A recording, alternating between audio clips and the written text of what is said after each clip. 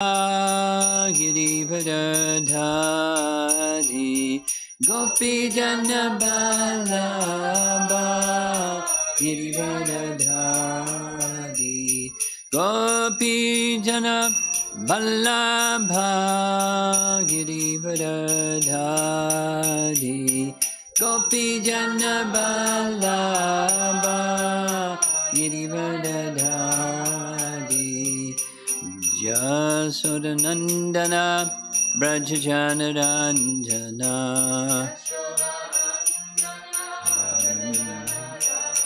Jasodanandana Brajajanaranjana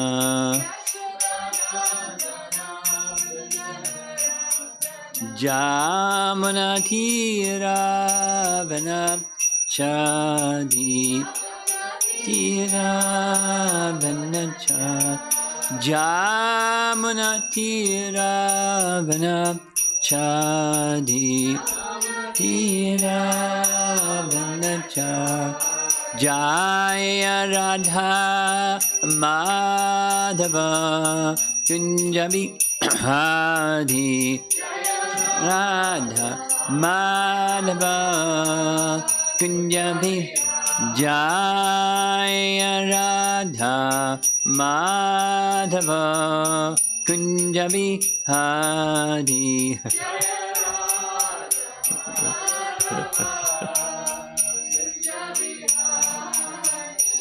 Gopi Jana Vallabha Girivardhari Gopi Jana Vallabha Girivardhari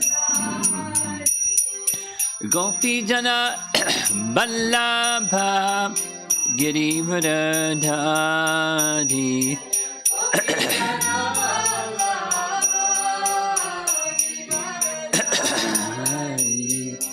Jasodanandana Brajajanaran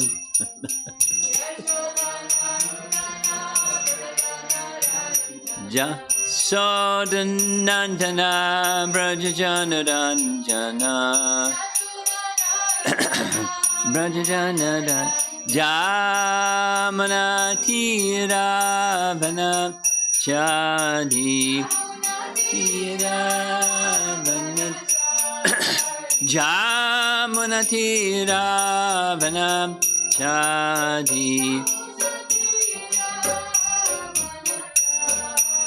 Jaya Radha Madhava Kunjabi Hari Radha Madhava Kunjabi Jaya Radha Madhava Kunjabi Hari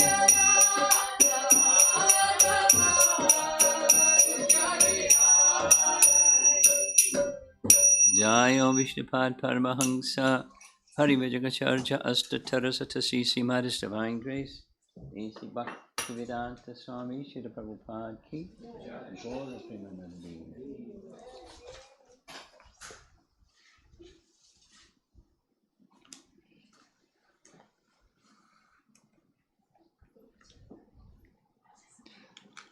Om Namo Bhagavate Vasudevaya Om Namo Bhagavate Vasudevaya Om Namo Bhagavate Vasudevaya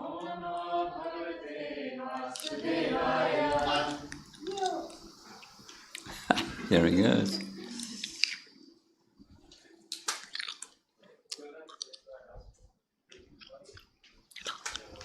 Canto 10, Chapter 15, verse number, I think it's 48. This is a chapter that deals primarily, well, the action item is Krishna's killing Dhenuka, but it's really a fun chapter. Chapter 15 comes right after chapter 14. And chapter 14 is Brahma's prayers after the Brahma Vimohan Leela. And in between was the 1 year that Krishna, chapter 13, of Krishna manifested himself for 1 year as cowherd boys. Each of the cowherd boys and each of the calves. Oh. Go ahead. Yeah. So that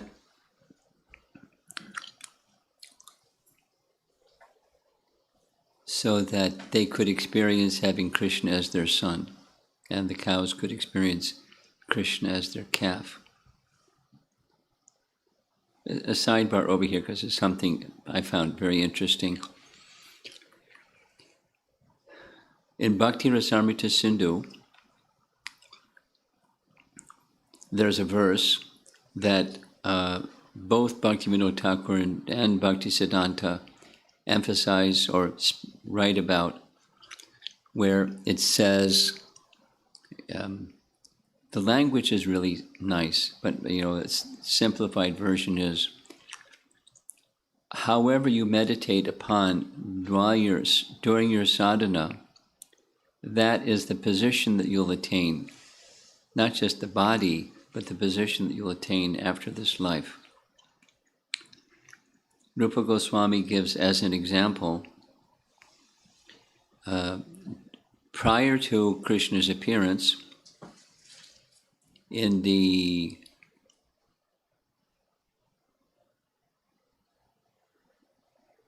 where was it? Somewhere. Not in Vrindavan, but somewhere. He gives the place. There was a man, a carpenter, which is like a Sudra profession, but he knew what the procedures were for worshipping Krishna according to the Pancharatrika system. And he followed that system, and he worshipped his deity in the mood of a parent to a child. It's in Rupa Goswami's writings, or Jiva Goswami's commentary, one or the other. And in his next life, he took birth in Vrindavan, and he became Krishna's father during that 1 year that Krishna was manifest as the cowherd boys. So that's a nice story, but there's obviously it's more than one thing. Whatever your position is, you can worship Krishna, and how you worship Krishna, how you are meditating upon within your worship of Krishna determines what your destination will be. You could say the rasa. Krishna reciprocates with the mood with which you worship him. And he's not like, a great personality. He's a carpenter. By profession, he's not a great personality. So chapter 13, the parents had Krishna as their son, the cows had Krishna as their calf. And it's important that during that period of time, Balaram didn't know. Balaram wasn't there when the calves and cowherd boys were stolen in chapter 12. In chapter 13, he didn't even, by Krishna's arrangement, by the Yogamaya influence, his omniscience was covered. And then he slowly, towards the end of the chapter, started to realize, hey, look, and Krishna confirmed. Then chapter 14, the prayers, and then chapter 15. So when it's chapter 12, 13, 14, Krishna's still 5. And he's taking care of calves. Chapter 15, there's a significant transformation.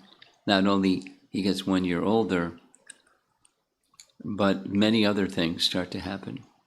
like he takes care of cows, which means he then has the whole of Vrindavan to travel around, because he was, he had to come back for lunch when he was still 5. From 3 years, 4 months till 5, he had to come back. So now he can just go out. This event of having lunch out was unusual. It was a special event for the Rama Vimohan Leela to happen. In any case, Krishna had range of the whole of Vrindavan, which was significant because the very first day they were traveling like a whole lot of miles. And that's when they entered the Talavan forest and the Dhenuka, because they hadn't been there before. And they heard about it. And so the flow, another significant change or evolution or something, transformation of the past times, is that when they were little, Balaram and Krishna, their relationship was like friends. And it's just starting to evolve where Balaram is now the older brother, relationship-wise, which has something to do with why Balaram, there's other reasons, but why Balaram killed Dhenuka, give him some of the action. And Krishna was honoring him and so forth. Another is, it's just starting where there's boy-girl attraction coming into the 10th canto, chapter 15. Now, something about Krishna's aging, there's a lot of this discussion because it's not well chronicled how old he was, and there seem to be things over here and things over there that contradict. But the preponderance of commentary is, when Krishna was 3 years, 4 months, he was behaving like a 5-year-old. When he was starting to crawl, it was way before children normally start to crawl. So he was, his child development is fast. When he was 5, it was like he was 9. And when he turned 6, it was like he was 10. And when he went to Vrindavan, it was 10 years, 7 months, but it was like he was 15. And there's all kinds of involved statements from the Bhagavatam and other Puranas that our acharyas piece all this together. So he's starting to develop attraction for the girls, and girls starting to develop attraction for him. He's 6 years old, but he's behaving like, a 9-10-year-old, and they're starting to develop some attraction. So after, there's a section of they enter the forest, and this is the flow of chapter 15.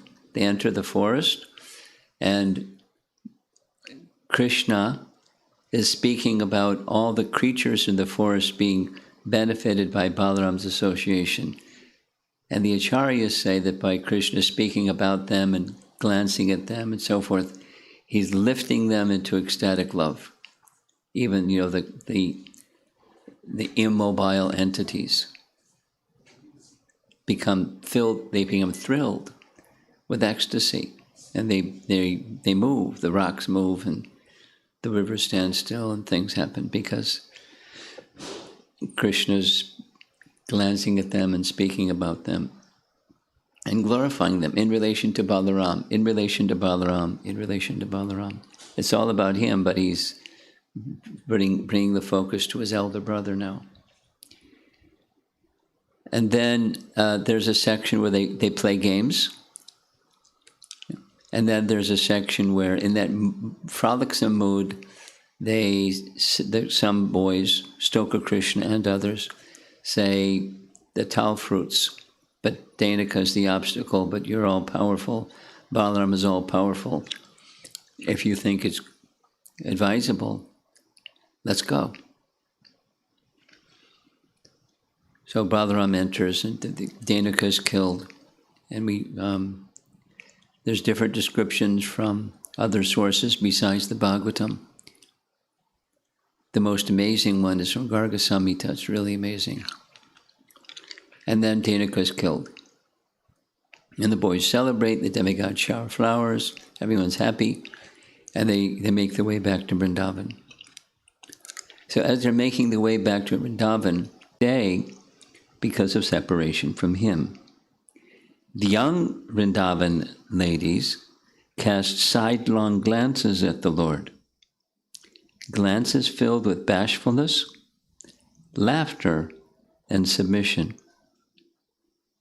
And Sri Krishna, completely accepting these glances as a proper offering of respect, entered the cowherd village.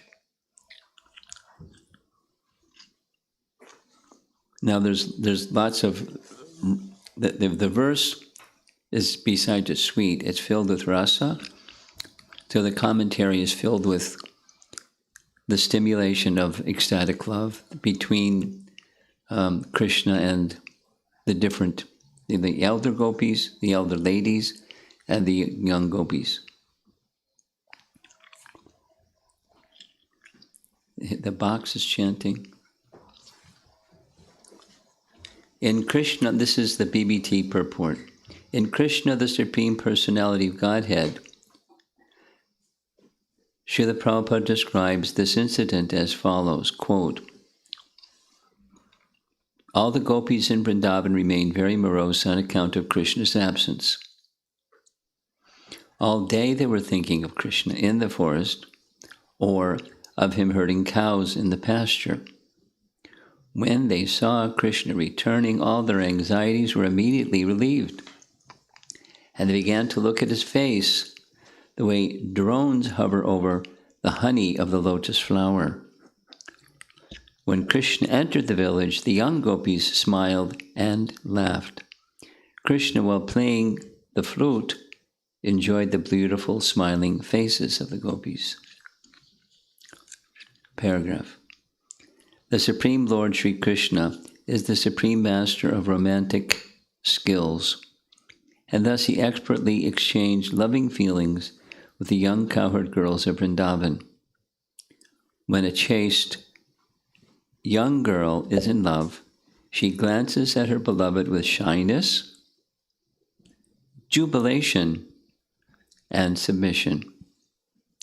When the beloved accepts her offering of love by receiving her glance and is thus satisfied with her, the young, loving girl's heart becomes filled with happiness. These were exactly the romantic exchanges taking place between the beautiful young Krishna and the loving cowherd girls of Vrindavan. Vishwanath Chakravarti Thakur, who is a Rasika Bhakta all the way, turns it on. What did the gopis do when they approached Krishna? This verse answers, they drank with their eyes in the form of bees the honey, saragam, of Mukunda's face. The gopis, who were not seen by Krishna, did not just glance upon him, but with full open eyes stared at him when no one was looking. Then, in a moment when they caught Krishna's attention, those gopis broke into smiles out of joy. Then, out of bashfulness, they stopped their open eyes and smiles by covering their mouths with their left hands and pulling their veils over their eyes. This showed a sense of submission, vinaya, on their part. In this way, Krishna became aware of the great sweetness of the gopis' love. He took their glancing as an offering, tat satkriti. Accepting those glances with complete relish, because he is the most clever at loving affairs, he entered the village. Paragraph. Then he goes further into those. In the two actions of offering and accepting, they were offering, he was accepting.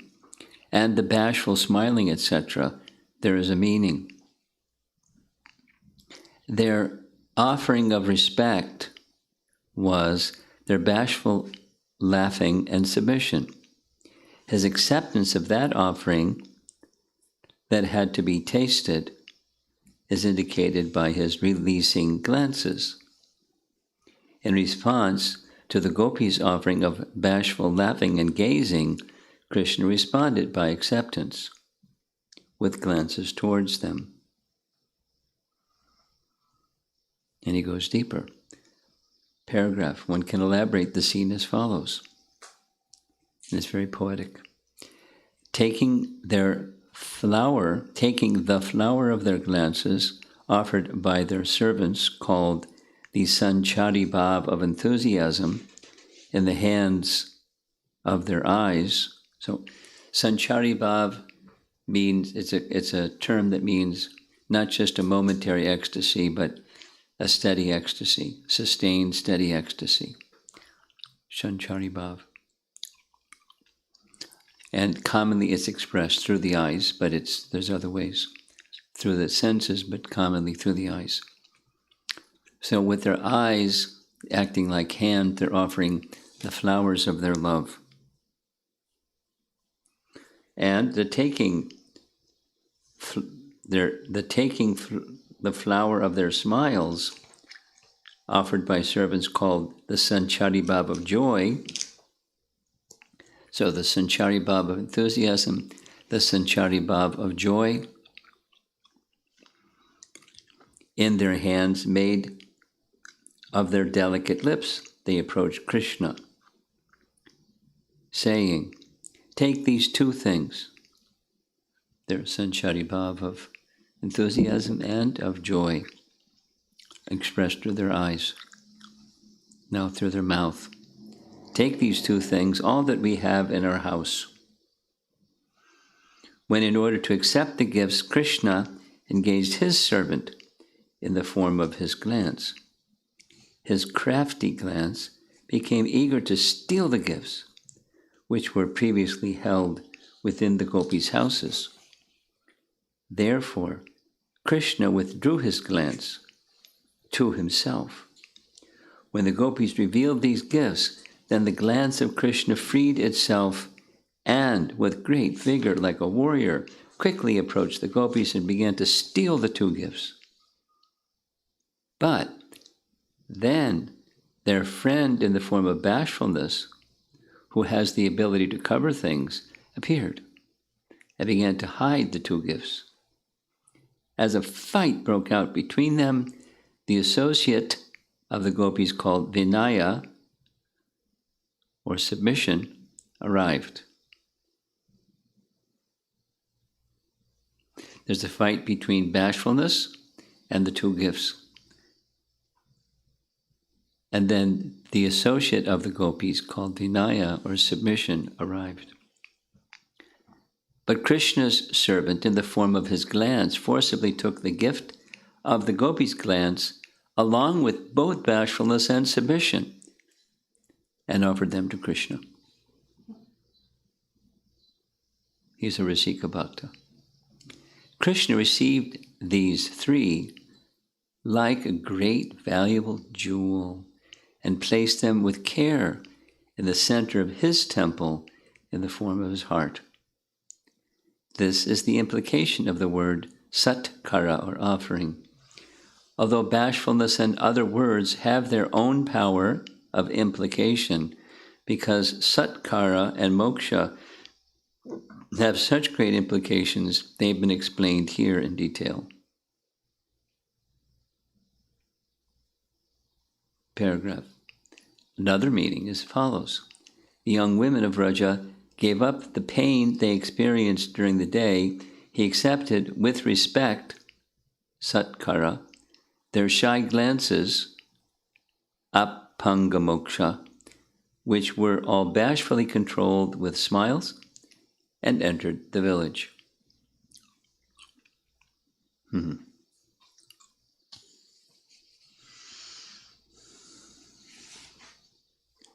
Jiva Goswami. The scene is further described. The gopis are here described as the women of Vraja. Mukunda here signifies that he would deliver them from all suffering. They drank the honey of his lotus face, filled with fragrance, with eyes which were like drinking vessels.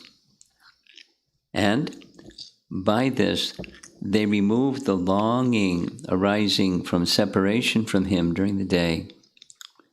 They removed the longing caused by separation at night by seeing him in the morning. They released glances filled with submission, smiling, and shyness. Recognizing their respect, he entered his house with the village. I think she means within the village. Sanatana Goswami.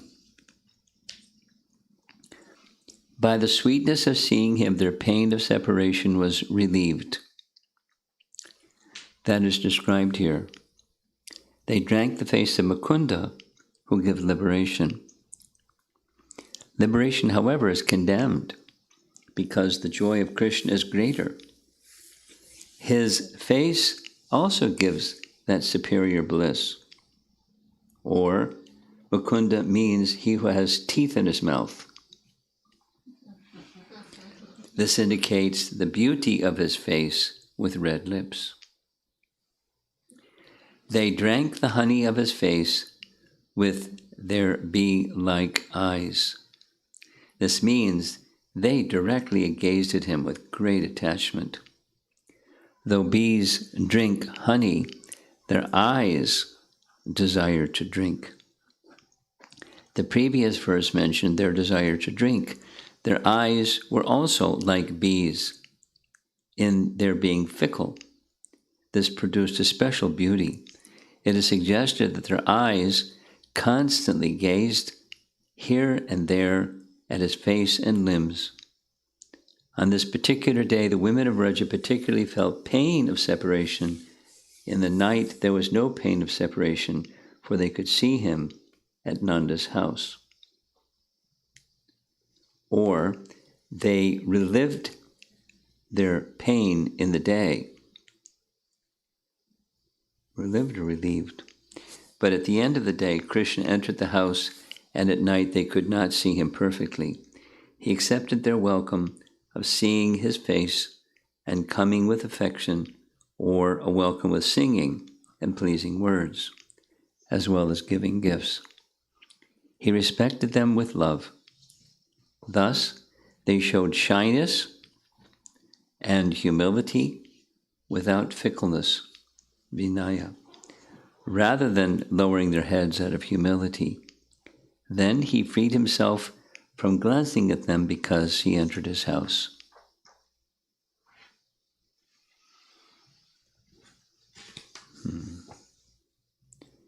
Jiva Goswami makes similar points. The young Vrindavan ladies cast sidelong glances at the Lord, glances filled with bashfulness, laughter, and submission, and he, completely accepting these glances as a proper offering respect, entered his house in the village, etc. Now Gopal Champu is narrating the whole of Krishna's pastimes in Vrindavan, and this return back from the Dhenuka pastime is being described. Chapter 15. In this way, with great difficulty, they passed their days, absorbed in confusion of desires. On the day that the people of Vraja excitedly praised the killing of Dhenukasura, the doe-eyed women attained a pleasant meeting with their lover. Though the women were his eternal lovers, who had forgotten their identity in this birth, his beauty made them recollect the truth, and they forgot about fear of trespassing Dharma.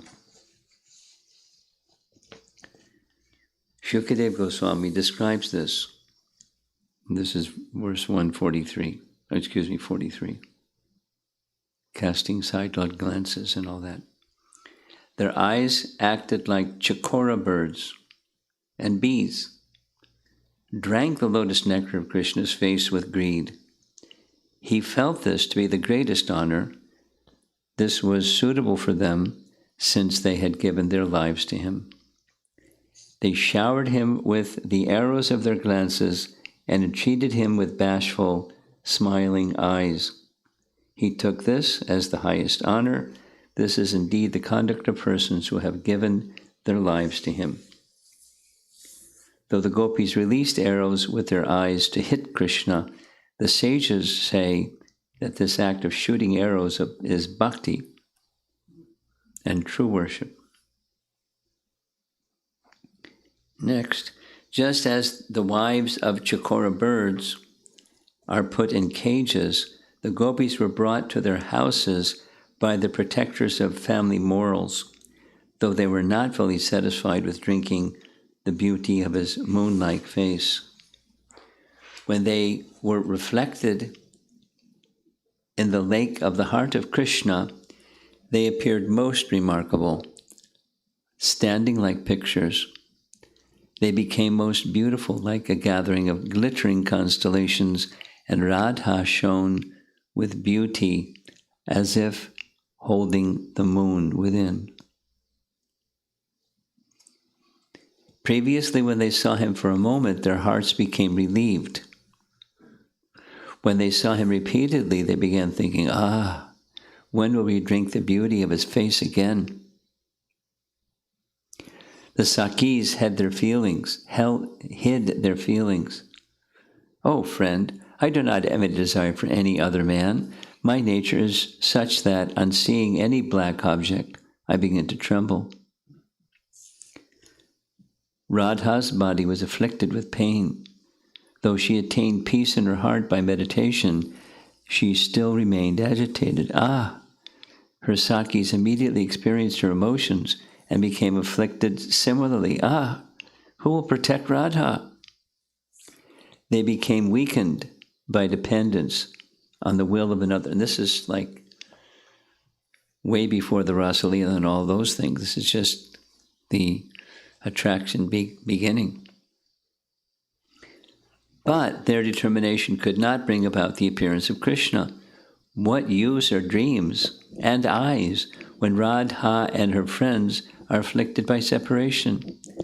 Like nectar to creepers when the moon arises. By his appearance to the gopis, which produced various types of joy, youthfulness appeared in them.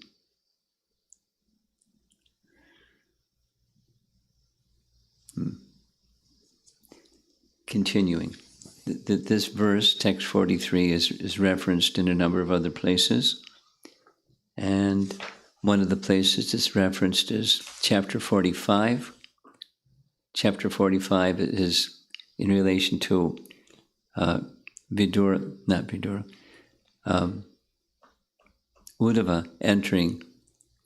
being sent by Krishna, entering Vrindavan on behalf of himself. Krishna said, excuse me, this is 45. This is Krishna just returning to relieve his father and mother from the prison of Kamsa. Yeah. Dear Father, because of us, your two sons, you and Mother Devaki, always remained in anxiety and could never enjoy our childhood, boyhood, or youth. This is a discussion of ages. This is Jiva Goswami. Krishna addresses his father first, since he is more prominent. He addresses him as father to arouse within him paternal affection, since Vasudeva did not have strong affection because he had knowledge of Krishna as the Lord. Right? He showed his forearm form. In saying that they could not enjoy his Kaishora period, he means that they could not enjoy his full Kaishora period, but only part. He does not mean to say that he is now past the Kaishora period, since it is said, Kaishorau Napa Yovanau. They attained Kaishora period, but did not enter the Yovana period. They had just begun their Kaishura period. One should consider the order of their age according to the people of Vraja. He lifted Govardhan when he was 7. Gives the verse, chapter 26. On the one hand, this boy is only 7 years old. And on the other hand, we see that he has lifted a great hill, Govardhan. Therefore, O king of Vraja, a doubt about your son arises within us. Krishna held the mountain on the 3rd lunar day during the waxing moon of Kartik month. He completed the 7th year on the 8th lunar day of the Gora Bhadra month. Out of affection, the people stated that he was 7 years old, when actually he was 7 years, 2 months, and 10 days old. Taking that date as a marker, one should calculate the age at which he performed the previous pastimes. One should also consider the following statement and the example of quick development seen in a prince. This is, super sleuth. The scriptural references and deducting based on scriptural references, different things. So here's when Krishna started to crawl before children normally crawl. Chapter 8. Oh, King Parikshit, within a very short time, both Balaram and Krishna began to crawl very easily in Gokula on their legs, by their own strength, without the need to crawl. So they're toddlers. Therefore, it was not possible that Krishna lifted Govardhan when a little over 7 years old, since he was, moreover, the Supreme Lord. Not impossible. He was early developed child. He killed Trinavarta when he was 1 year old. Damodar pastime took place at the beginning of his 3rd year, during Kartik month. Some days after that, he went from Gokula to Vrindavan. So 3 years, 4 months. After 2 or 3 months, Krishna began to herd the calves. While herding the calves, he killed Vatsasura, Bakasura, and Vyomasura. When the 3rd year was complete, he entered his 4th year. Then, during his Poganda age, could the boys have described this incident as having happened recently? That's I skipped something. Yeah. When the 3rd year was complete and he entered his 4th year, in the autumn season, Brahma stole the calves and cowherd boys. He entered Poganda period at that time. Now, he entered Poganda period at that time means his physical body or his appearance was like that of a 6-year-old, even when he wasn't yet 6 years old.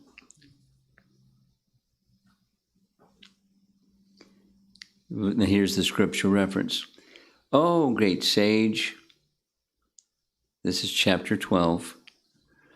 Maharaj Parikshit asking Shukadev, how did this happen? How could things done in the past have been described as being done at present? When they returned, today, here's what Krishna did, but it happened a year ago. Krishna performed this pastime of killing Aghasura during his Kumara age. How then, during his Poganda age, could the boys have described this incident as having happened recently? That's a quote. Paragraph. Thus, because of the theft, Brahma stealing the calves, there was delay in Poganda manifesting. Poganda age appeared when Krishna was 5 years old, though normally it happens when you're 6, but he was maturing early. he began herding the cows on the 8th lunar day of the waxing moon of Kartik month. That's, the Dhenukasura story. So he's not 6 yet, but he's entering his Poganda period. In the summer of the 5th year, he subdued Kaliya. So the Kaliya subduing happens in chapter 16. So according to Jiva Goswami, he's still 5 in the summer of the 5th year.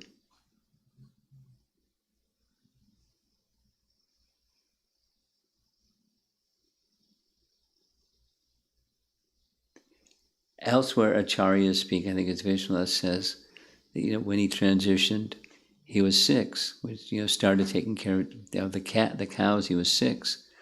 And another way of looking at it is, he had matured like as if he was 6, but he wasn't yet 6. If it's still confusing, it's because it's confusing. They get, they're dating things according to scriptural statements in the 8th lunar day of the waxing moon and so forth. It's very, very clear how they're calculating time. And there's different numbers associated with his actual age and the appearance of his age. Anyway, repeatedly it's said that the pastime, chapter 15, marks the beginning of his Poganda period. But here he's still 5.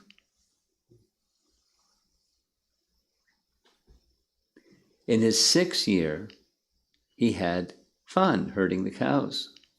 At the beginning of the 7th year, he entered Kaishora period.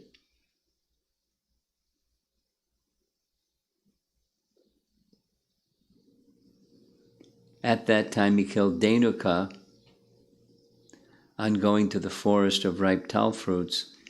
So that's another way of. A third option is there's a chronology mix-up, which happens sometimes. According to this commentary, although the Kaliya serpent killing is described over this way, although the Kaliya serpent killing is described in chapter 16, he was younger when that happened than when the killing of Dhenuka happened when he was 6, because it's not chronological, which is okay.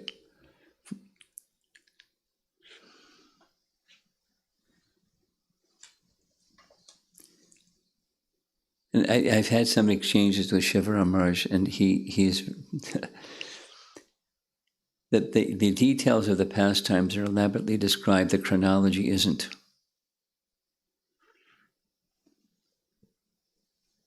But here we go. At the beginning of the 7th year, he entered Kaishora period. At that time, he killed Dhenuka. Many places it says his Poganda age had begun. Krishna, Krishna. That evening, the gopis showed first signs of love for him. That's this evening's verse, text 43. With their bee-like eyes, the women of Vrindavan drank the honey of the beautiful face of Mukunda, etc. The pastime of subduing Kaliya and the killing of Dhenuka are narrated out of order. So there it is. In the summer of the 7th year, Pralamba was killed.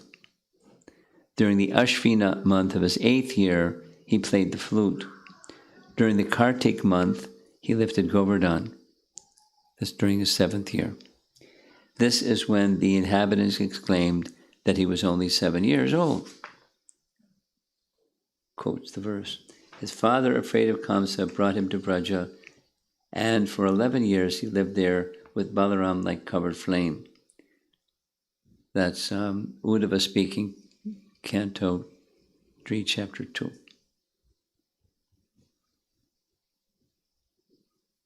At the beginning of his 8th year, on the 11th day of Kartik, waxing moon, he was bathed and given the name Govinda. Now, he lifted Govardhan Hill when he was 7, and now he's 8. On the 11th day of Kartik, waxing moon, he was bathed and given the name Govinda. On the 12th day, that was the 11th day, on the 12th day, he went to Varuna's kingdom. 8th year. On the full moon, he immersed the inhabitants in Brahmahreda. He showed them the spiritual world. During the winter season, he stole the gopis' clothing, since this is mentioned in Varaha Purana. In the summer of his 8th year, he gave mercy to the wives of the Brahmanas. In his 9th year, he performed the rasa dance. He went to Ambikavana during Shivaratri on the 14th lunar day. He killed Shankachuda in the Falgun month. In his 10th year, he performed pastimes as he pleased. He killed Arishta on the full moon of the Chaitriya month when he was 11. Far out. He killed Keshi on the 12th lunar day of the Gona Falgun. On the 14th day, he killed Kamsa. Now, this is very different. This is now saying he was 11, because repeatedly, 10 years, 7 months. He was not actually 12 years old at that time. Oh, great. But 11, or 10 years, 7 months. 11, as mentioned in Bhagavatam 3:226. That's again Uddhava saying. At the end of his 9th year, he entered full Kaishora period. He does not age beyond this period. And the support for that is in the in Dwarka, the women of the palace thought Pradyumna was Krishna. Thus, the women became bashful and hid themselves here and there. And so he was 12. So Krishna was 12 looking.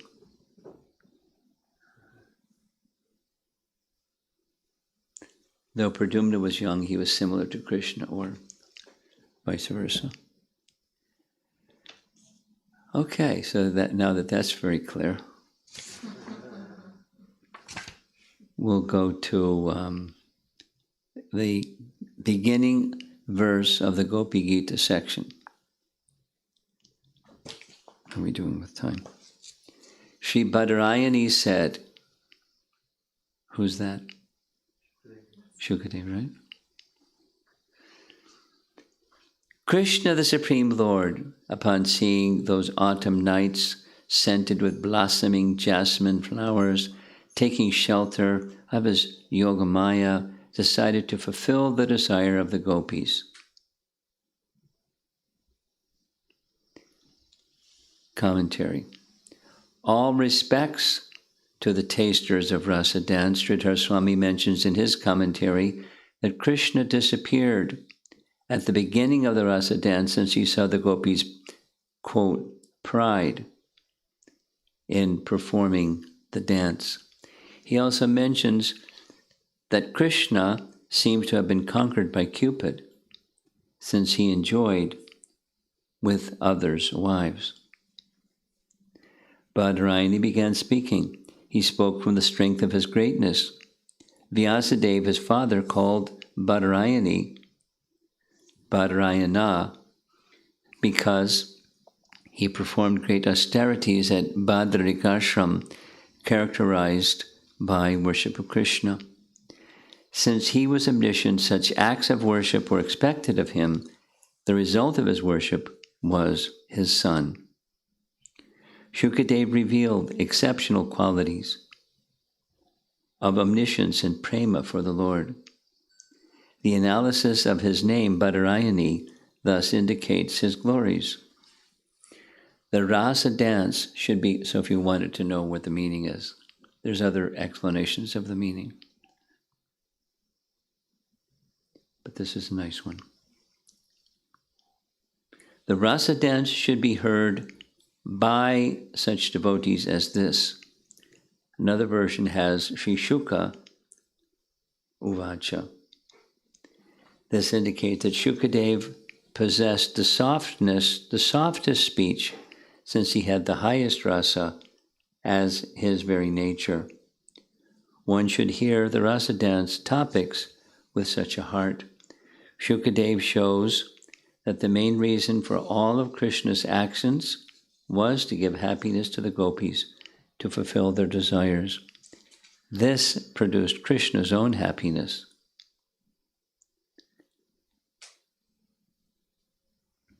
And he quotes about the rasa dance. He was the bewilderer of Cupid. His body, another, chapter 32, his body, the exclusive abode of beauty and opulence within the three worlds, shone brilliantly as the gopis worshipped him. And chapter 44, canto 10, what austerities must the gopis have performed! With their eyes they always drink the nectar of Krishna's form, which is the essence of loveliness, and is not to be equaled or surpassed. That loveliness is the only abode of beauty, fame, and opulence. It is self-perfect, ever fresh, and extremely rare. This goes on quite a bit, so we're not going to even get close to finishing. But here's the reference to this verse. This happiness arises from the special experience of Krishna's form, taste, smell, touch, and sound, rarely attained by even the Atmaramas, and because the nectar of his lips is not available anywhere else. In 5 chapters, equivalent to 5 dear senses, Shukadev will describe the rasa dance with the gopis, who are qualified with the most perfect prema. The special nature of Krishna's and the gopis' new raga is described in these chapters. And then he quotes, with their cup-like eyes, the women of Vrindavan drank the honey of the bee-like face of Mukunda. And other references. So it's very elevated. It's preparing the reader for the rasa dance. They're going back to chapter 15. This is already chapter 29. The rasa dance is going to begin. It's several years later, but the capacity, their attraction for Krishna was natural for them.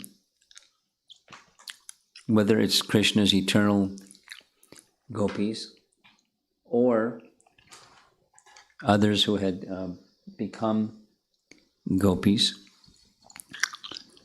and you're taking birth in Vrindavan and getting their apprenticeship, and they're furthering their relationship with Krishna to join his eternal pastimes.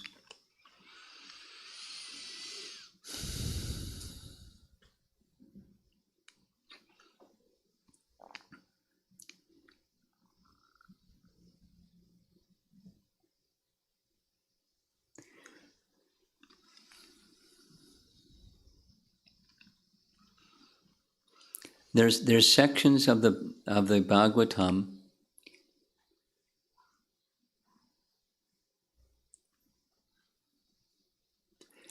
that primarily focus on the feature of the absolute truth as the source of everything. And there's volumes and volumes and volumes to say about how he is the source of everything, and everything has its connection with him, and that Sambandha Gyan topic.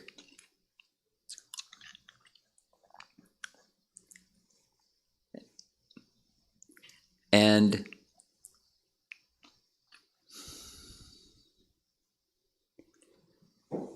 there are devotees like Shukadev Goswami who understands both sides, the absolute side and the the extremely fortunate and exalted side of the resident of Vrindavan, marked by, one can say, their rasa, or their confidential dealings with Krishna, which are so amazing that they don't even regard Krishna in that way, although he is. And so Shukadeva Goswami marvels at each one. In the childhood pastimes, he marvels at what good fortune have Yasoda and Nanda have achieved this. What did they do to achieve this? Of course, they didn't do anything to achieve it. They're eternal. And what did the cowherd boys to achieve their good fortune? What did the gopis do to achieve their good fortune? The good fortune is not just, knowledge of the absolute truth, but the intimacy of the intimacy of their exchange requires that they don't have regard for Krishna as the absolute truth. Say it the other way. If one regards Krishna as the absolute truth, where's the intimacy? So they can't. They can't, because their love is such, or love is so strong. And that makes Krishna's pastimes not discernible to moralists, or what to speak of, mundane people. They can't understand. They can't understand. So when Krishna does things because of the intimacy of his relationships with his devotees, whether it's the cowherd boys or the elder gopis or the female gopis or anything,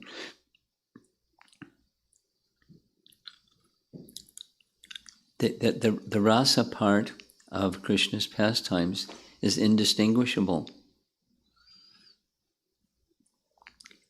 And yet that's his super excellence.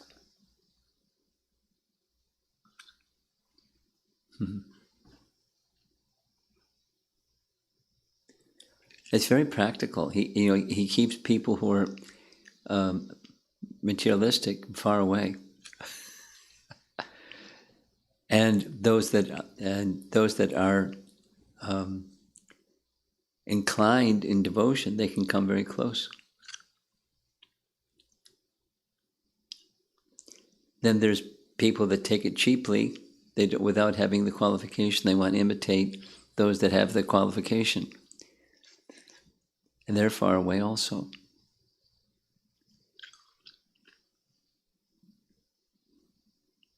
It doesn't give bhakti a good name, it gives bhakti a bad name. That's one of the things that happened during Chaitanya Mahaprabhu's pastimes.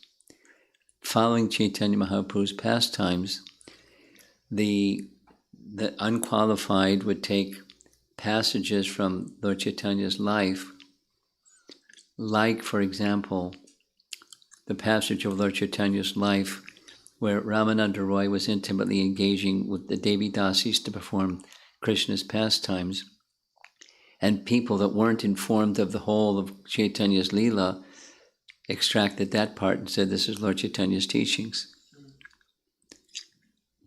So let's get together, yeah. And, it gave Lord Chaitanya a bad name. Because people weren't, this happens when people aren't educated in the whole picture of Siddhanta. Anyway, it's important to read Prabhupada's books to get the whole picture. And the writings of our acharyas, so we can understand more deeply the nature of the loving exchange.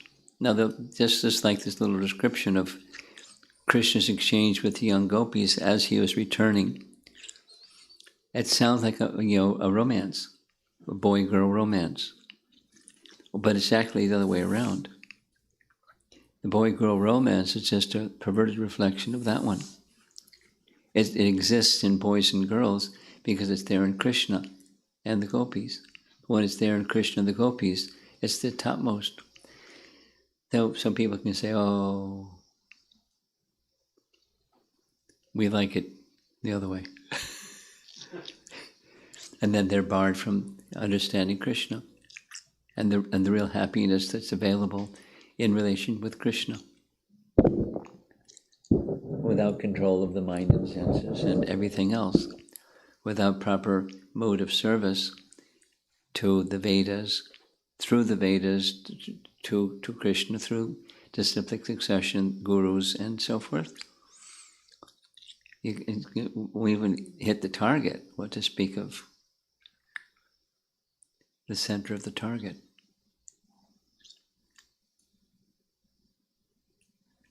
So it's a slippery slope if one isn't qualified to what to do if you're not qualified.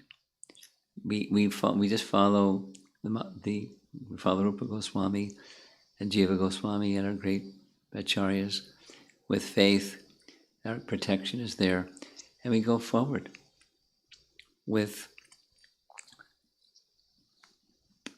reading and trying to understand the message.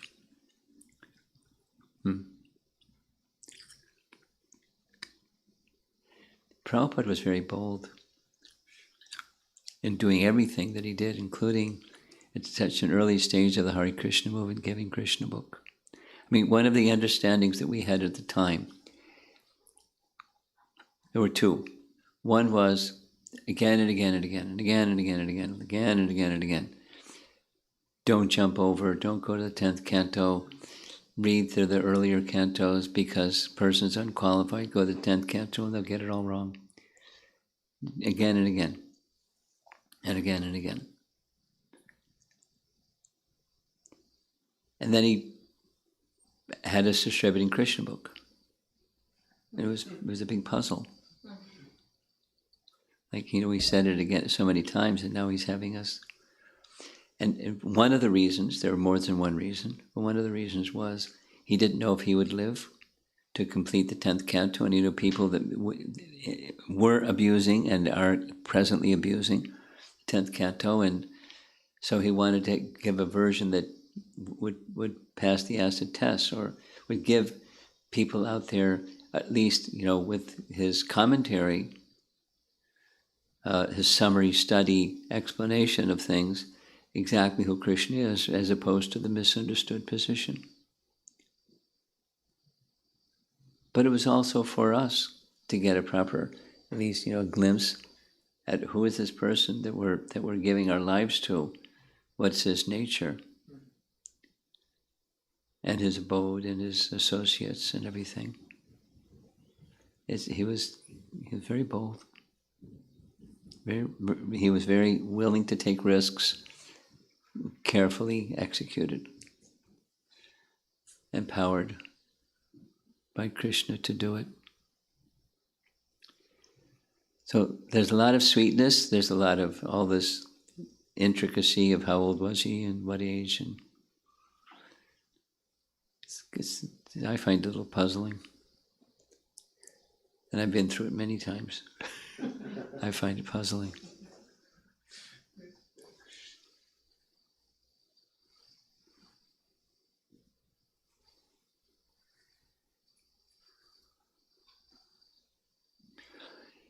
One place it says,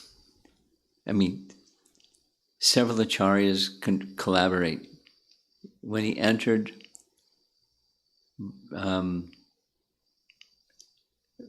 Mathura, he was 10 years, 7 months. It also says 11, anyway, but that's close. And he was mature enough to easily be, considered 11 or behaving like 11. Or, for that matter, behaving like he was 15. There's another explanation. But the actual age, consistently reported, 10 years, 7 months. And all those pastimes was packed up in 10 years, 7 months.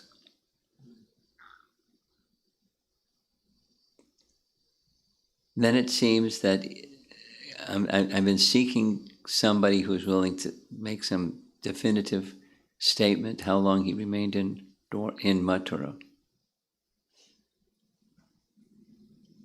I went so far as to ask Radha Govinda Maharaj, and he wouldn't give me a direct answer. The person on his behalf said he's not well, and he said just whatever Vishwanath Chakravarti Thakur says. I said, okay, but what did he say? What's the pramana? But the attacks of Jarasandha were 17, then the 18th time. And by the 18th time, it was 23 Akshauhini divisions, and the first one was 13. And now how are you going to get together all those soldiers and have them march off to war? So it seems that something in the vicinity of 17 years was the time spent in Mathura.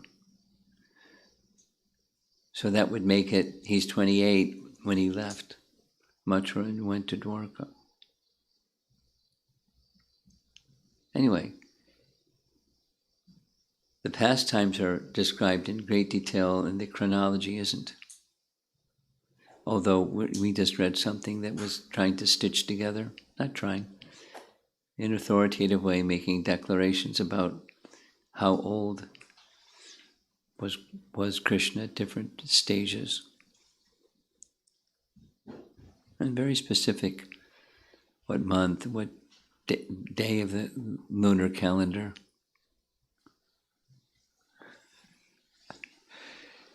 She has a very flexible t-shirt.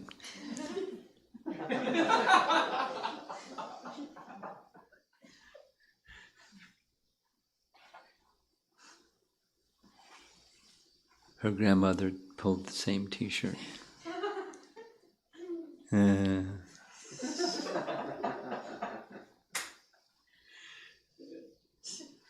You're at the center, you accomplished. Well done. We got your number. Okay, so let's see if there's any discussion.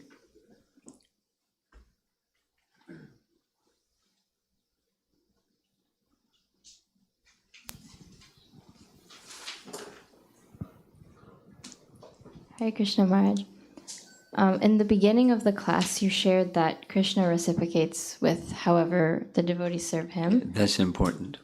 Yeah, and my thought kind of went to, sometimes there are times when I feel more like doubtful, or things happen in my life and I wonder like, what's going on, Krishna? Like, and so I wonder, how does Krishna reciprocate at that time? Because I'm afraid that like when I distance myself, does Krishna distance himself, or does he reach out more, or like?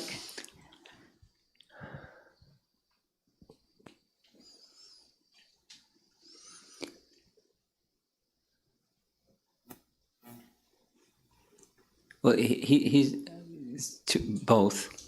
He's not bound. He has his nature, and his nature is he reciprocates. And if we're in this, you use the word doubt, or I was using the word indifference during the Festival of Holy Name. You probably remember indifference. He doesn't interfere. At the same time, he knows, not just the passing phases of the mind, but the deeper conviction of the heart. And so he can reciprocate in that way too, sending a tap on the shoulder, or a bump on the head, or a, turn you upside down, or, something. Because he knows that deeper conviction at the core of the heart. So that it's important for us, of course Krishna knows already, but it's important for us to excavate that and recalibrate the direction of our lives based upon that deeper conviction. And this is another way of saying the alignment message one more time. that bottom of the iceberg thing is that those deepest held convictions that we tend to get away from when there's a problem, or the other way, when things are just so comfortable, we become complacent, and that indifference zone is very common and comfortable, and it leads to the going away. So back to your question, Krishna doesn't interfere if we're pointing or displaying indifference towards him. On the other hand, he knows our nature and our deeper purpose, and he'll send help in different ways.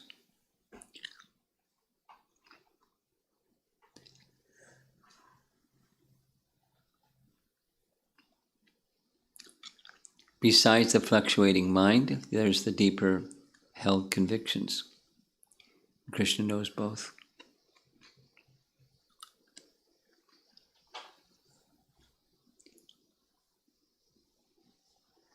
So I would suggest when you start to feel that feeling, and then you have that, the doubt that says, what's Krishna going to do when he knows I'm in La La Land? Just that mindfulness of the relationship with Krishna is very powerful. And leverage that power to, again, move in a wholesome direction as opposed to the bewildered or indifferent and complacent direction.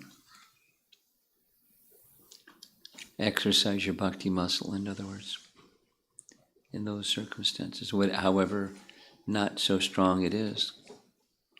Exercise it.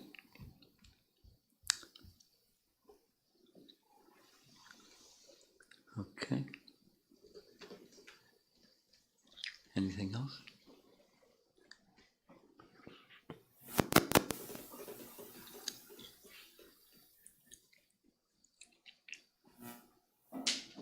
Checking your text messages.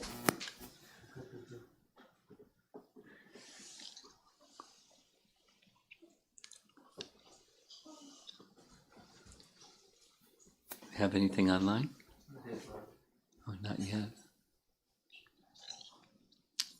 Well, we may be finished pretty soon.